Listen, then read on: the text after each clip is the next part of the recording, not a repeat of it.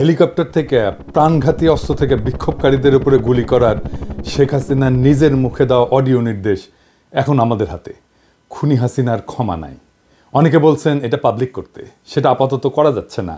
মাফ করবেন, আইনি প্রক্রিয়ার কারণে। নিশ্চিন্ত থাকেন, আদালতে এভিডেন্স হিসেবে পেশ করা এবং আদালতের গ্রহণ করার পরে এভিডেন্সটা আপনারা সবাই সেই পিশাচিনীর রক্ত হিম করা নির্দেশ শুনতে পারবেন।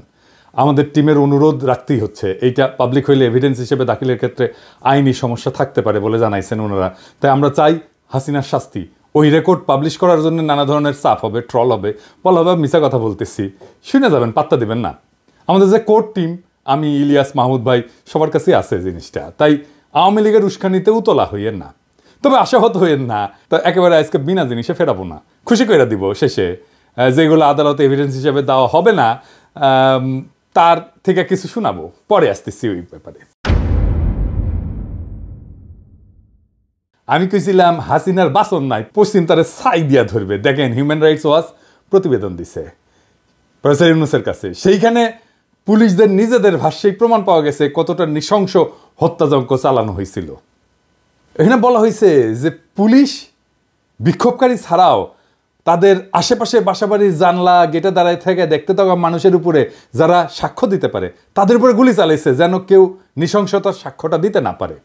এই যে এইখানে লেখা আছে, পুলিশই বলছে যে এই নৃশংসতা চালানোর নির্দেশ রাজনৈতিক নেতৃত্বের কাছ থেকে আসছিল।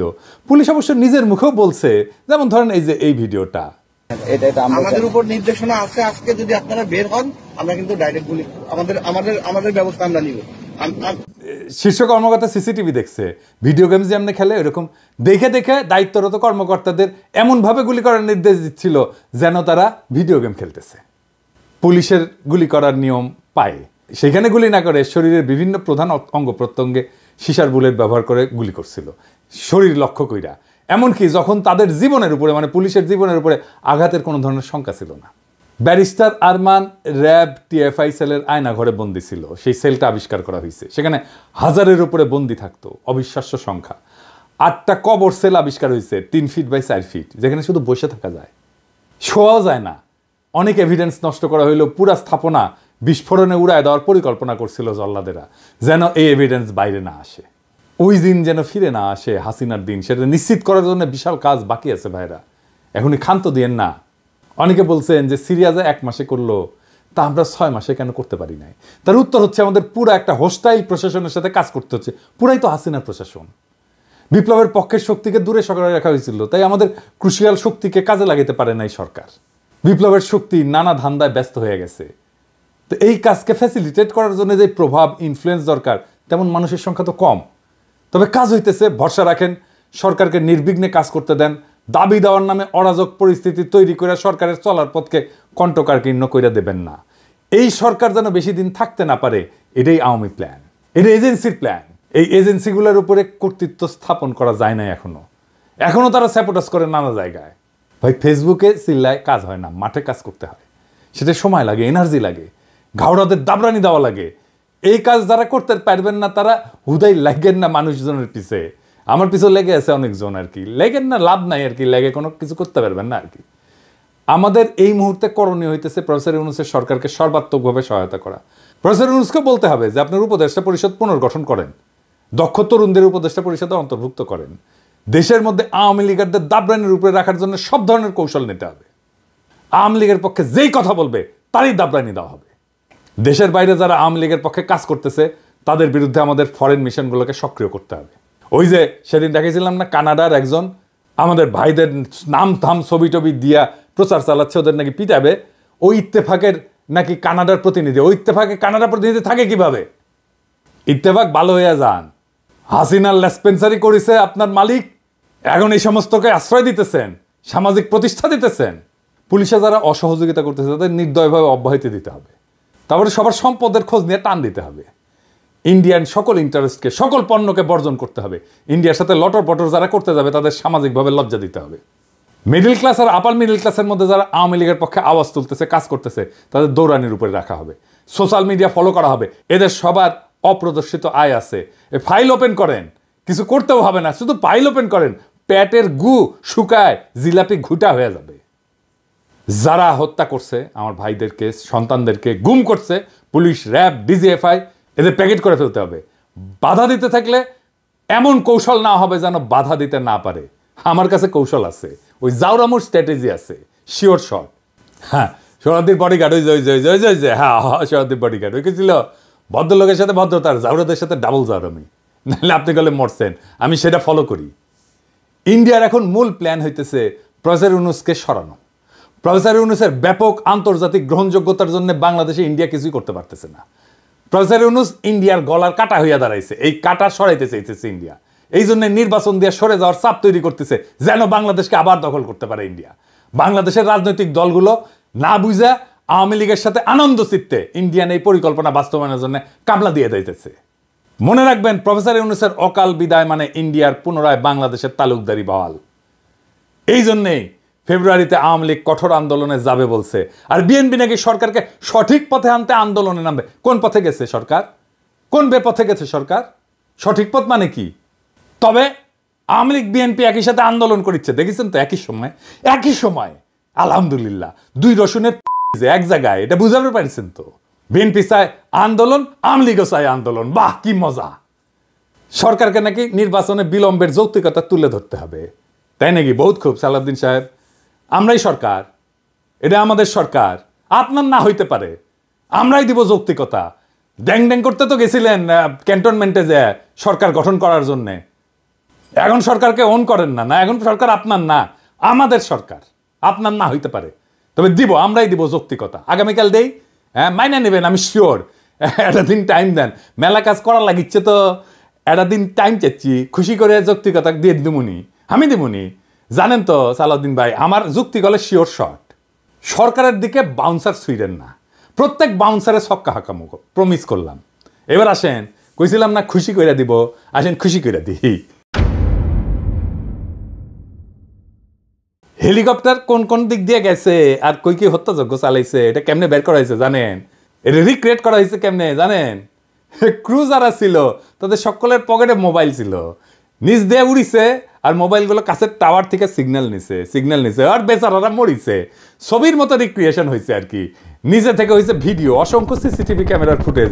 মুগ্ধর ভাইয়ের কাছে কয়েক টেরাবাইট আছে ফুটেজ। মুগ্ধর গুলি খাওয়ার যে রিক্রিয়েশন ওর বড় ভাই নিজের হাতে করেছে কলে।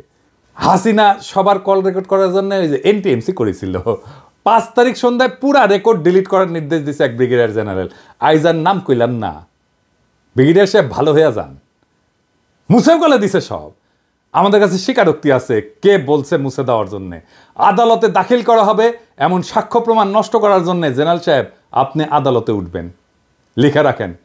তবে সেই সব রেকর্ড উদ্ধার হয়েছে আলহামদুলিল্লাহ। সমস্ত টেলিফোন কল টেরাবাইটের পর টেরাবাইট ওই সময় ডিটেইল অন্দরমহলের ঘটনার ছবির মতো রিক্রিয়েশন করা সম্ভব হইতেছে। আমি শুনেছি একের পর এক।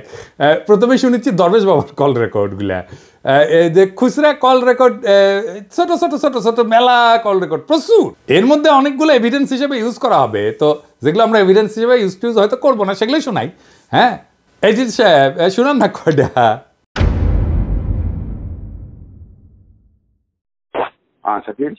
স্যার ওরা আবার আসছে এটা করতে, তো এর মধ্যে আর্মি নাকি একবার ছিল তখন। এখন কি অবস্থা হয়েছে ভাই? আমার তো ডিটেল দরকার নেই, এখন কি অবস্থা হচ্ছে? 100+ লোক দরজা ভেঙে ভেতরে ঢুকছে, গেট ভেঙে, মেইন গেট। এখন হচ্ছে ওরা আগুন দিচ্ছে আমাদের র মেটেরিয়ালস গুলোতে। আর্মি আসে না? আর্মি তখন হয়তো একবার আসছিল, বাট ওটা আবার চলে গেছে। এখন নতুন হচ্ছে বাঞ্চ আসছে, এখন নতুন করে হচ্ছে আবার জড়ো হয়েছে। আর শাকিল ওখানে কি অবস্থা? ওখানে হ্যাঁ, ওখানে ওই খাতারের ওখানে ওরা স্টে করতেছে আর মাঝে মধ্যে ড্রোন পাঠাচ্ছে উপর দিয়ে, এবং এখন একটু পিছনে হটে আছে বাট স্টে করতেছে ওখানে এখনো। এই মাত্র কথা বললাম, বলবো যে এখনো ওই ওরা স্ট্যান্ড নিয়ে আছে যে সুযোগ পেলে আবার ডুববে। জি জি, হ্যাঁ স্যার। হ্যাঁ শাকিল স্যার, আপনি আলাউদ্দিনকে চেষ্টা করতেছিলেন, পিপি কিছু ভাঙছে ভিতরে, তারপরে এখন সানসিটির থেকে এসে আমাদের পার্কে 2 নম্বর গেটের এখানে আসছিল, তো পুলিশ কিছু ছত্রভঙ্গ করছে ওখান থেকে, তো ওখান থেকে সরে গেছে এখন আপাতত। এখন এরা কারা ছিল?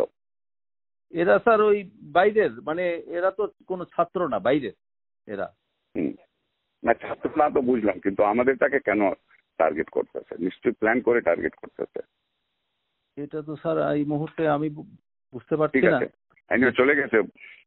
হ্যাঁ, ওদেরকে পিছায় হটাইছে এখন। আর আমি স্যার আছি ঢাকা অফিসে আজকে। ঠিক আছে, জি স্যার। আপনি ফলো করেন, তাই আমাকে জানাতে থাকেন। জি আচ্ছা স্যার, জি সালামালাইকুম স্যার। আসসালামু আলাইকুম স্যার। স্যার স্যার ভালো আছেন? স্যার আলহামদুলিল্লাহ স্যার। আচ্ছা, ওই আইএফআইসি তে তো আপনি মঞ্জুরকে দিয়ে দিয়েছেন, স্যার স্যার স্যার রাশিদকে দেবেন না? রাশিদকে দিয়ে দেন। স্যার একটু আমাদের স্যার হলো কি, ওই যে এরা যারা ছিল, মানে যেমন স্যার যে এই এগুলো আমাদের মানে এফডির পজিশনের এগেনস্টে, আর ফাইন্যান্সিয়াল ইনস্টিটিউশন ডিভিশনে যারা, ওদের এগেনস্টে আবার ফাইন্যান্সিয়াল ইনস্টিটিউশন দিতে হয়, মানে এরকম একটা আছে। তো একজন করে স্যার দিচ্ছি, আমি দিব না সেটা বলি নাই। না, আপনি রাশিদকে দিয়ে দেন, আমার রাশিদ দরকার আব্দুর রহমান। আর থার্ড ম্যান যে আরেকটা তো মুস্তফাও তো এখন চলে যাবে স্যার। ওনার তো হ্যাঁ, ওনার তো বোধহয় আরো কিছুদিন সময় আছে স্যার, অক্টোবরে চলে যাবে। ওইগুলো স্যার আমরা আমার মনে হয় স্যার, যদি আপনি যদি স্যার এফআইডি থেকে কাউকে চুজ করেন তাহলে একটু সুবিধা হয় আর কি। কারণ এরা তো স্যার এই যেমন স্যার যে যাদের এগেনস্টে দিচ্ছি ওনার তো এফআইডিতেই ছিলেন আর কি, আমাদের জাফর ইকবাল স্যার, কামনার ম্যাডাম, এটা আর কি। ওইটা হলে স্যার ভালো হয়। না, আপনি ওটার জন্য আপনি এক্সেপশন করে দেন। আপনি 2 জন ফাইন্যান্স থেকে দেন, 1 জন ব্যাংকিং থেকে দেন। আচ্ছা ঠিক আছে, এটা সময় করে দিবেন। আপনি এক্সেপশন করে দেন, বিকজ আমার জন্য is very important. I want the right person. আপনি যাদেরকে পছন্দ করছেন ওরা সবচেয়ে খুবই ভালো স্যার। এটাতে কোনো এটাতে কোনো ইয়ে নাই স্যার। ঠিক আছে, ঠিক আছে স্যার। আমি okay sir thank you sir.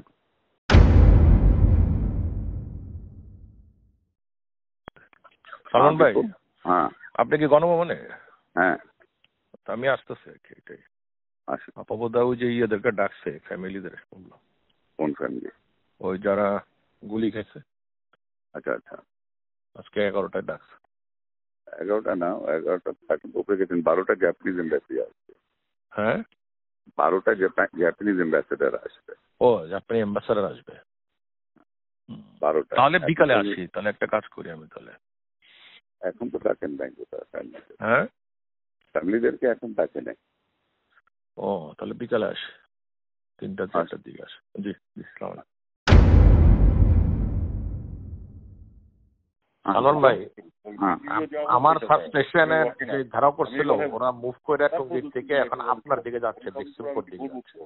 দেখসিমপুর তো অলরেডি রিচ করেছে, ওখানে আর্মি গেছে, আমাদের অ্যাটাক। আমার ওদিকে গেছে আর্মি, কিন্তু আপনার ওদিকে কিন্তু আর্মি এখনো পৌঁছায় গেছে।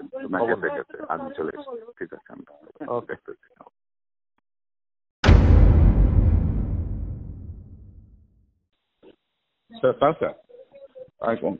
আচ্ছা, আরেকটা, ওই আপনারা যে ন্যাশনালাইজ ব্যাংকে কি ডিএমডি প্রমোশন হচ্ছে নাকি? না স্যার, এখনো ধরা হয়নি। ধরা হয়নি? কবে ধরবেন? লিস্টগুলি চাইছেন নাকি? ব্যাংকগুলি থেকে লিস্ট গেছে আপনাদের কাছে, তারা এলিজিবল হইতে পারে, কিন্তু হ্যাঁ হইতে পারে, এখনো প্রসেস শুরু হয় না এইভাবে। এত চিন্তা ভাবনা। ও আচ্ছা, ওরা নিজেরা হয়তো লিস্ট দিচ্ছে। ও ডিএমডি তো স্যার হলো যে জিএম থেকে হয়। জিএম থেকে ডিএমডি হয়, তো ওটা আপনার প্রসেসটা কি কবে শুরু করবেন? এটা স্যার আরো সময় আছে, বসতে হবে, সময় আছে স্যার। ঠিক আছে। আমার একজন আছে, আমি আপনাকে হোয়াটসঅ্যাপে নাম পাঠিয়ে দিই। ওই জনতা ব্যাংকে মিজান বলে একজন আছে, জিএম, সিনিয়র মোস্ট আছে সে, সিনিয়রিটিতেও সে পাবে। Is very good. যখন শুরু করবেন তখন একটু খেয়াল রাখবেন। আচ্ছা ঠিক আছে, ওকে, থ্যাংক ইউ।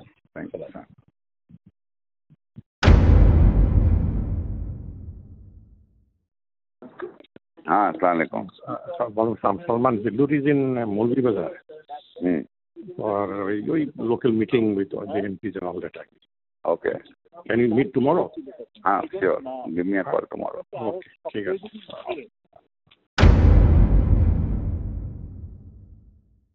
जी सलमान भाई।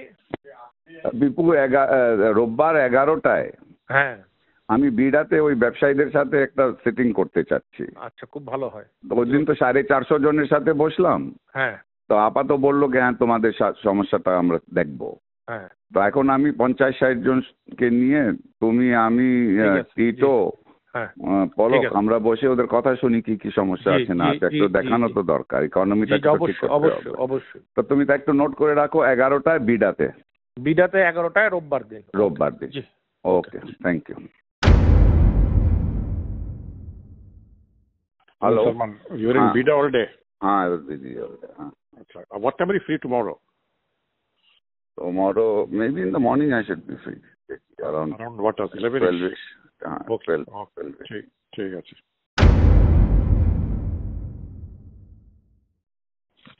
Hello, are you back in office or?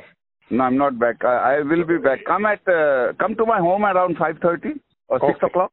Okay. Come to my home at 6 o'clock. That is better. We'll do that. 6:30 do that. ঠিক আছে। Pasha আসো। Okay. Hello. Lines are not clear, right? Hello. हाँ, ठीक है। अभी वो किया जा रहा है, क्या कंट्रोल में लाने का कोशिश किया जा रहा है। हो जाएगा इंशाल्लाह, कल तक पता लगेगा। इंशाल्लाह प्रोग्राम कर देते। ओके, बस दुआ करो। ओके। হ্যাঁ, দেখেছেন না হিন্দি না উর্দু কিবান কয়, দেখেছেন কে যেন ফোন করেছিল, খুঁজে বের করেছি ওটা কে। যাই হোক, অনেক গুরুত্বপূর্ণ মানুষ কল রেকর্ড আছে। আগে একটা ছোট সুনাপটিটা শোনাই। হ্যাঁ, এইটা স্যার ওই যে শামীমা হাসানেরটা শোনান না, দরবেশ বাবার। এই শামীমা হাসান কে জানেন? আগে শুনে নেন, আগে শুনেন। ওই যে venture capital and private equity association of বাংলাদেশের সভাপতি, ভিসিপিআব কয়। ওই আবার association of software and information services বেসিসের সভাপতি ছিল, জয়ের নাকি পার্টনার ছিল বিজনেস। আগে শুনেন তার আলাপ। আসসালামু আলাইকুম স্যার, আমি শামীম বলছিলাম। কোন শামীম? শামীম, আমি ওই ভেঞ্চার ক্যাপিটাল অ্যাসোসিয়েশনের প্রেসিডেন্ট, বিসিসির পাস্ট প্রেসিডেন্ট স্যার। একটু গাইডেন্স নেওয়ার জন্য ফোন দিলাম স্যার। আমি এইমাত্র এফবিসিসিআই, বিএসসি সবার সাথে কথা বললাম। আমাদের তো স্যার একটু এখন মানে ব্যবসায়ী সমাজ থেকে বিবৃতি দেওয়া, তারপর কারফিউ উঠলে শান্তি সমাবেশ করা, আমাদের একটু স্যার সবার তো অ্যাক্টিভ হওয়া দরকার স্যার। তো করেন এগুলি? হ্যাঁ, আমি তো আমাকে বলতে হবে কেন? এটা আপনারা করেন। জি স্যার, করতেছি স্যার। আপনি একটু গাইডলাইন দিন। আপনারা উদ্যোগ নেন। জি স্যার, আমি এখনই সবার সাথে কথা বলতেছি স্যার। উদ্যোগ নেন, এটা নেন। জি ঠিক আছে স্যার। Okay sir. জি আপনারা কন্ডেম করেন। জি স্যার, ওইটাই করতেছি। আপনারা নিন্দা জানান। আপনারা নিন্দা জানাচ্ছেন না কেন? জি স্যার, ওইটাই করতেছি স্যার, সবার সাথে কথা বলতেছি স্যার। জি স্যার, ঠিক আছে স্যার। Thank you. ওকে জি, তাওয়াক্কুল। ওরে দেখেন কেমনে প্রথম আলো কেমনে ওরে চাঙ্গে তুলিছে, দেখেছেন? প্রথম আলো ওর লেখা চাপে, ওর খবর চাপে, দেখেছেন? ও কেমনে এলিট বানাইছে প্রথম আলো, দেখেছেন? তো এটা শুনবেন না? আচ্ছা, থাক।